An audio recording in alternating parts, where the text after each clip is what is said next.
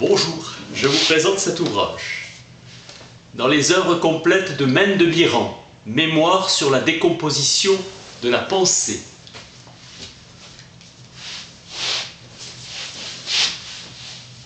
Biran goûte la sincérité, le désintéressement dans la recherche de la vérité.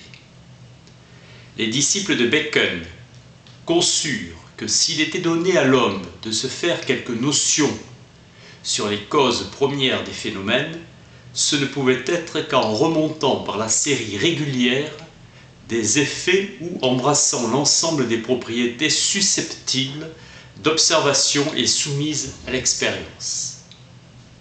L'usage et l'objet des facultés humaines s'offraient à l'exploration, car c'est la pratique et l'action qui ouvrent le cercle de l'expérience. Pour faire le partage de l'entendement humain en raison, mémoire et imagination, Bacon remonta d'une distinction réelle à une division hypothétique de facultés. Grand succès de cette méthode expérimentale, surtout dans les sciences physiques, réforme. La métaphysique commence sa propre réforme en se réduisant à n'être plus qu'une science positive des idées, ou de l'emploi et de l'objet circonscrit des facultés humaines. Le sujet d'observation est perçu comme extérieur à l'être pensant. On écoute le mystère en imposant une barrière à l'imagination audacieuse, origine naturelle des idées de tout ordre. La science de l'âme n'étant plus que celle de ses opérations ou de ses facultés considérées sous le rapport de leur objet ou de leur emploi effectif, s'identifiant avec la logique ou art de bien juger, Gassendi. Cet art se fonde sur les signes, nécessité du langage pour exprimer sa pensée. La science prend une direction plus fixe et plus assurée, un objet plus clair et plus palpable par l'expérience. Seul instrument d'analyse et art de penser, de raisonner qui s'identifie avec l'art de parler. La sensation puis le signe va se transformer en idée. La science de l'usage et de l'objet de ces facultés se réduisant à une connaissance plus approfondie de l'emploi et des fonctions des signes. La physiologie dévoile la source de nos facultés, puissance ou force. La grammaire et la logique montrent ces facultés en action. La métaphysique, science propre de l'être pensant, demeure sans objet, sans valeur réelle, chimère. Bacon embrasse l'ensemble des connaissances humaines, la science des abstraits comme celle des concrets, une philosophie fondée sur l'expérience. Distinction entre une idéologie subjective se renfermant dans la conscience du sujet pensant et une idéologie objective fondée sur les rapports qui lient l'être sensible aux choses extérieures. Quelles sont les bornes précises où la décomposition doit s'arrêter comme de prouver la réalité absolue des éléments hypothétiques? Chercher le fondement qu'a notre nature intime, l'idée ou le principe même de causalité. Ainsi, la physique se borne à l'observation des phénomènes naturels et à la recherche des lois expérimentales, de leur succession, et commence à devenir une science réelle, cause. L'expérience manifeste la liaison et l'analogie, ce qui reprochait à Newton d'avoir ramené une cause occulte en physique. Prenez le mot attraction dans le sens de force attractive, impulsion rapportée au corps qui se choque aussi bien que l'attraction attribuée à ceux qui gravitent. Pour Newton, c'est une expression d'un fait généralisé, une méthode qui a pour but de conserver toujours la clarté et la précision des idées, devait tendre à écarter la fonction simple ou absolue de cause. Les physiciens ont pu, dans leur objet, en faire abstraction. On cherchera à réduire autant que possible le nombre des causes. Extrême désir de simplifier. Les sciences physiques ont pour but la recherche des causes en classant les phénomènes. Transformant les facultés occultes en une simple expression de phénomènes sagement généralisés. Écarter l'idée obscure de toute cause première de la vie en téléchie, pour ne voir que des propriétés organiques manifestées à l'observation. Dans la doctrine stalienne, l'âme est considérée comme une force motrice générale. Cette force entrant spontanément en action ou excitée par les organes. La conscience des actes ou modes s'appelle moi. Ce moi inséparable de mon existence, senti ou aperçu, sentiment intime de ma propre causalité. Ainsi, il n'y a plus aucun fondement à une science proprement dite de mes facultés actives intellectuelles. La métaphysique s'identifie avec la théologie pour Malebranche et avec la physiologie pour Stahl.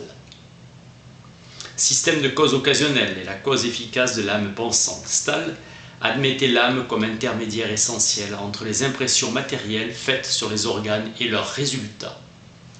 Le physiologiste emprunte le langage du métaphysicien.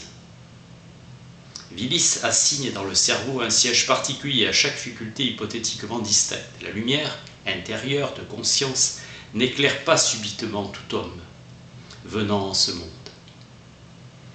Nous avons commencé à sentir, à vivre sans connaître la vie. Le sujet pensant part de sa réflexion intime et du simple fait de son existence actuelle comme un pur esprit.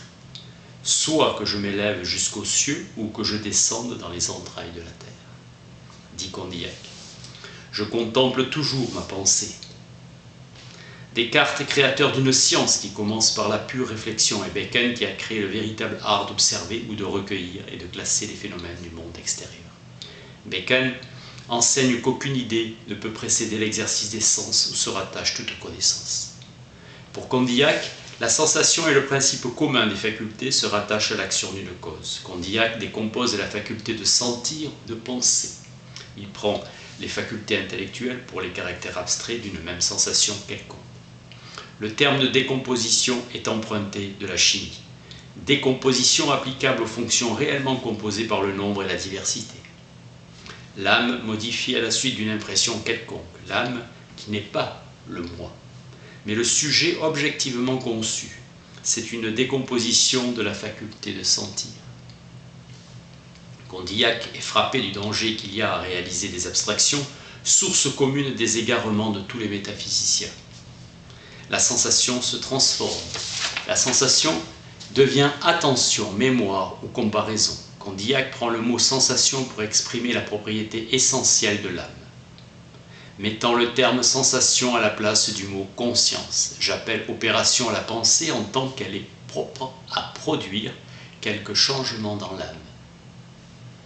Nous ne pouvons connaître nos facultés que dans les idées simples ou dans certains résultats perçus. Locke, le plus sage des philosophes, fit reconnaître que toutes les idées qui peuvent entrer dans l'entendement humain se rattachent soit à la sensation, soit à la réflexion qui élabore et transforme en nouveaux éléments de combinaison intellectuelle. L'esprit de l'homme cherche toujours les moyens d'un exercice facile, car il aime l'unité, la simplicité. Locke distingue le sentiment intérieur des actes libres de l'intelligence ou de la volonté et les modifications d'une sensibilité extérieure dépendante des objets. Il admettait un principe de la pensée substantielle hors de la conscience, séparation admise par les philosophes entre entendement et volonté. Locke ayant eu pour but d'expliquer le mécanisme général de l'entendement humain et combattra le système des idées innées. Leibniz dérivait le monde réel d'un monde possible, et dans le système leibnizien, rien ne peut préexister dans l'âme que comme virtualité ou disposition. L'âme est une force, monade par excellence, à qui l'activité est essentielle. Cette force active, source de toute réalité, se trouve réalisée elle-même hors de toute conscience et aperception. La réflexion seule aux formes constitutives de la pensée, sans jamais dépasser les limites de chaque mode d'observation. L'auteur cherche à décomposer les produits dans chaque sens externe. Nécessité des signes pour percer, réfléchir et disposer de l'exercice de l'attention et de la mémoire, intime réflexion de nos actes intellectuels. Bacon, un réformateur de la science, distingue la perception et le sentiment. Pour Leibniz, chaque substance simple qui fait le centre d'une substance composée, principe de son unicité, est environnée d'une masse composée par une infinité d'autres monades. Pour Bacon, la perception se trouve partout pour ceux qui veulent l'y voir. Buffon reconnaît une sensibilité matérielle, un état affectif. Les nomades de Leibniz sont des éléments sensibles. Buffon admet la coordination vitale des molécules organiques. Alexander Monro reconnaît deux propriétés différentes dans l'organe nerveux. Une propriété propre et l'autre transmise sous l'influence d'un centre unique. C'est l'organe même qui sent l'impression, ainsi cette sensation est appelée organique. L'homme peut commencer à sentir avant d'apercevoir et de connaître, et il vit dans les premiers temps en ignorant sa vie. L'ensemble des déterminations s'appelle l'instinct. La sphère de l'instinct et celle des habitudes enveloppe l'animal tout entier. L'homme seul est doué d'une puissance qui le fait sortir de ce cercle. L'homme vit, sent, et il a la perception de son existence individuelle. La volonté n'est qu'un désir, une simple inclination de l'âme pour qu'un acte ou un mouvement s'accomplisse. Chez Leibniz, l'âme est une force agissante. C'est dans l'analyse des conditions du mouvement volontaire qu'il faut déterminer l'idée de volonté. Locke dit que la perception est la seule caractéristique de toutes les opérations de l'âme.